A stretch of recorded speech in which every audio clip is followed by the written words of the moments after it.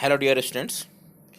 Today we will discuss about the numerous objective question answer on the chapter Human Capital Formation. The first question is, according to the Right to Education Act, RTE Act, free education is a fundamental right of all children in age group of fill in the blanks है फिर उसके बाद years. कहने का मतलब है कि जो आरटीई एक्ट है उसमें कितने उम्र के बच्चों के लिए फ्री एजुकेशन का अरेंजमेंट किया गया है। पहला ऑप्शन है 5 to 15, दूसरा 6 to 14, तीसरा 4 to 13 और चौथा है डी है 5 to 14। तो इसका जो सही ऑप्शन है 6 to 14। नेक्स्ट क्वेश्चन पे चलते हैं। Which of the following institution is a regulatory body in the health sector? इसमें कहा गया है कि हेल्थ सेक्टर, जो इंडिया की हेल्थ सेक्टर है उसकी रेगुलेटरी बॉडी क्या है। पहला है एनसीईआरटी, दूसरा है आईसीएमआर, तीसरा है एआईसीटीई और चौथा है यूजीसी। तो आप जानते रहिए कि ये एनसीईआरटी, एआईसीटीई और यूजीसी सब एजुकेशन से रिलेटेड है। तो इसका जो सही आंसर है वो है बी, आईसीएमआर। इसका फुल फॉर्म क्या है अभी आगे के क्वेश्चन में हम डिस्कस करते हैं। नेक्स्ट क्वेश्चन चलते हैं।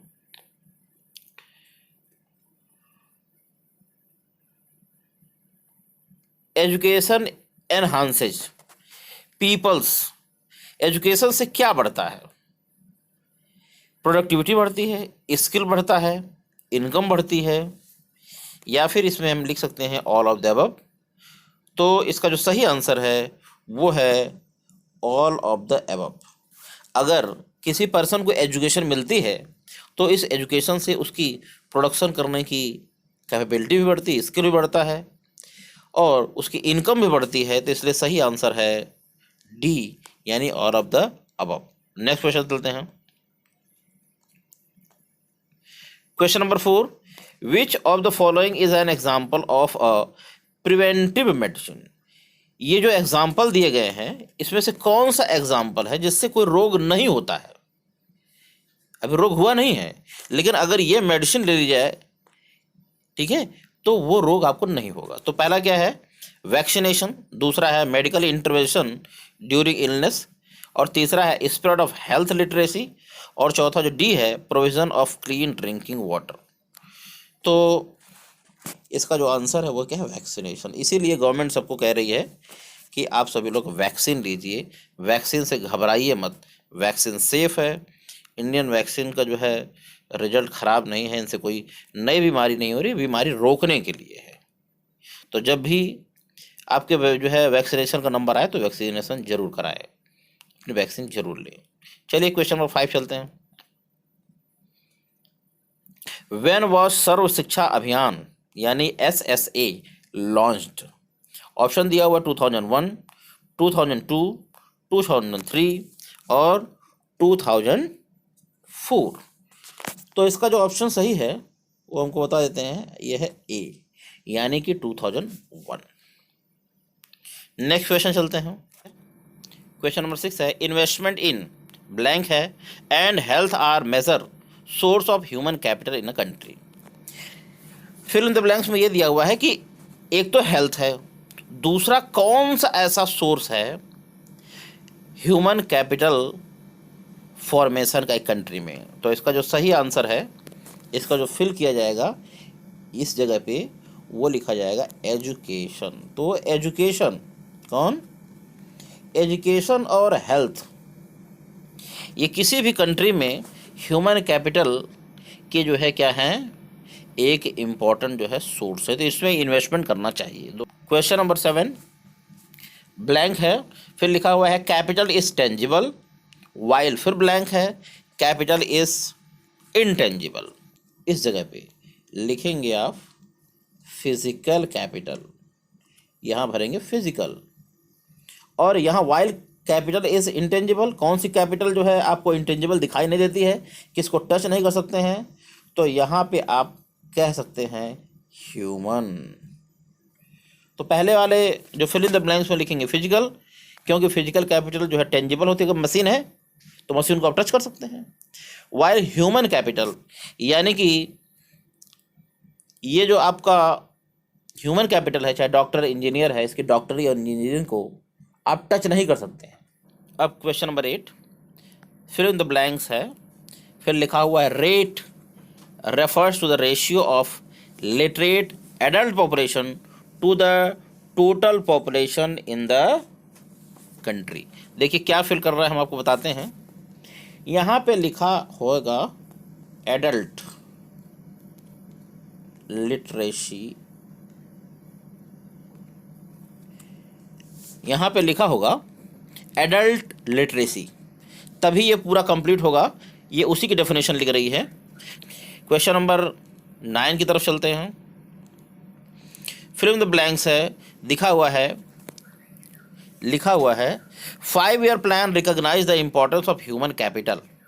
कौन सा ऐसा 5 ईयर प्लान है जिसमें ह्यूमन कैपिटल के इम्पोर्टेंस को रिकॉग्नाइज किया गया, पहचाना गया?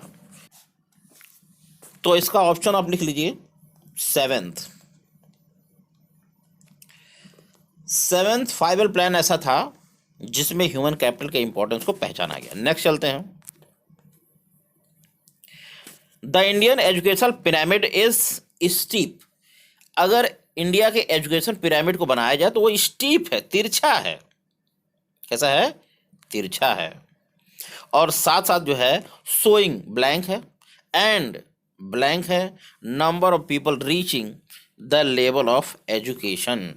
तो यहाँ पे जो 3 ब्लैंक प्लेस दिया गया है उसमें क्या भरा जाएगा? देखिए यहाँ पे जो पहला सोइंग लिखा हुआ है यहाँ पे भरेंगे आप लेसर। दूसरा जो ब्लैंक है यहाँ पे भी आप भरेंगे लेसर। और जो चौथा है वहाँ पे आप भरेंगे हायर। तो देखिए क्या हो जाएगा, the Indian education pyramid is steep, showing lesser and lesser number of people reaching the level of higher of education. Question number 11, RTE Act became operation in 2011। ये जो राइट टू एजुकेशन एक्ट है ये कब से जो है काम करना शुरू किया, कब से स्टार्ट हो गया? इसके लिए जो है दिया गया है कि ये 2011 में स्टार्ट हुआ है। फॉल्स। क्यों? क्योंकि आरटी एक्ट 2010 में काम करना शुरू कर दिया था। Question number 12, education cess is levied on all state taxes. कहा गया है कि एजुकेशन जो सेस है सारे जो है स्टेट टैक्सेस पर लगाया जाता है। एजुकेशन सेस क्या है? ये एक तरह का टैक्स है। क्या है अभी इसके बारे में बताएंगे, लेकिन यहाँ पे जो ट्रू फॉल्स का जो ऑप्शन है तो ये आपका फॉल्स है, ये सारे स्टेट टैक्सेस पे नहीं लगाया जाता है। चलिए नेक्स्ट चलते हैं। National council of educational research and training NCERT is the regulatory body for school education in the country. False है, क्योंकि हमारी कंट्री में NCERT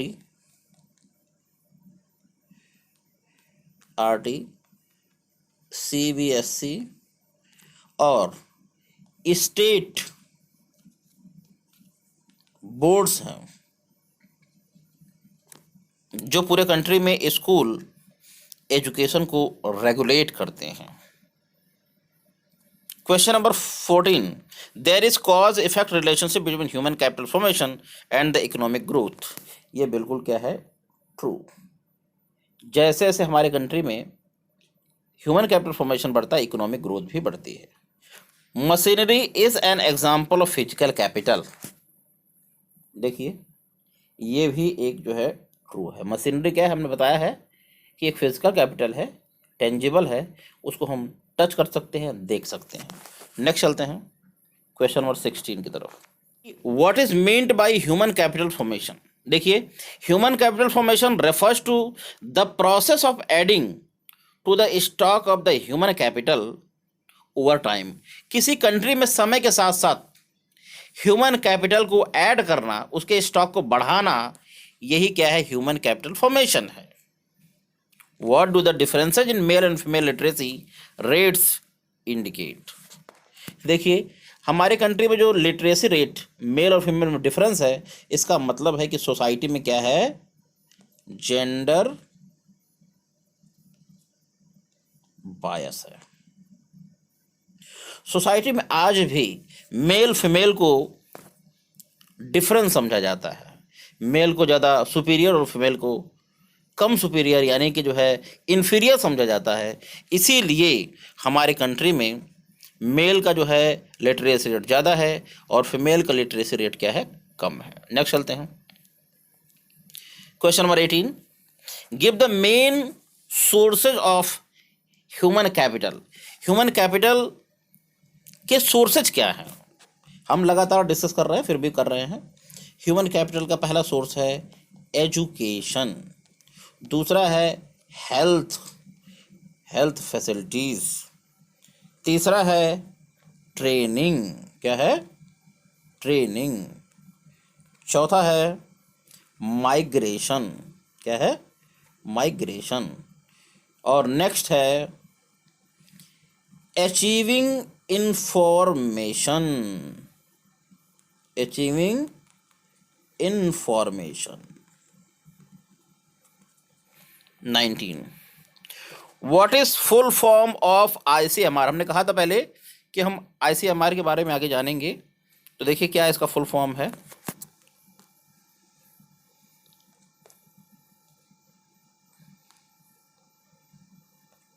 Indian council of medical research,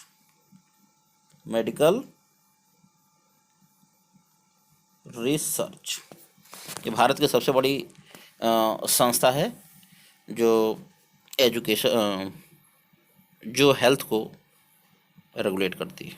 चलिए नेक्स्ट, बहुत ही इंपॉर्टेंट क्वेश्चन है। ब्रेन ड्रेन के बारे में अक्सर कहा जाता है कि हमारे कंट्री से ब्रेन ड्रेन हो रहा है, तो देखिए ब्रेन ड्रेन क्या है।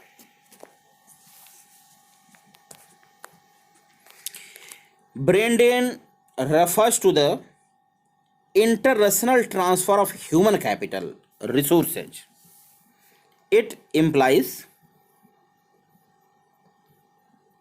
mainly the migration of the human resources from less developed countries to the developed countries. आप देखेंगे कि हमारे कंट्री से डॉक्टर्स,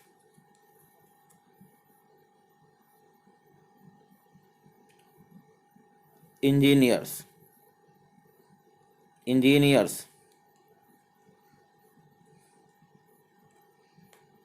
पता चला हमारे यहाँ से टीचर्स, बहुत से लोग जो विद्वान होते हैं, अलग अलग एरिया में एक्सेल करते, ज़्यादा पैसे के चक्कर में जो है विदेश चले गए, दूसरे कंट्री में चले गए, दूसरे कंट्री में काम करने लगे और वहाँ के ग्रोथ एंड डेवलपमेंट में सहयोग देने लगे। आप नासा जैसे जो है संस्था में देखिए तो ज़्यादा से ज़्यादा क्या है, इंडियंस काम करते हैं। वो इंडियंस इंडिया से चले गए, तो ये इंडिया का ब्रेन ड्रेन है। तो आज के लिए इतना ही, मिलते हैं नेक्स्ट वीडियो में। जय हिंद।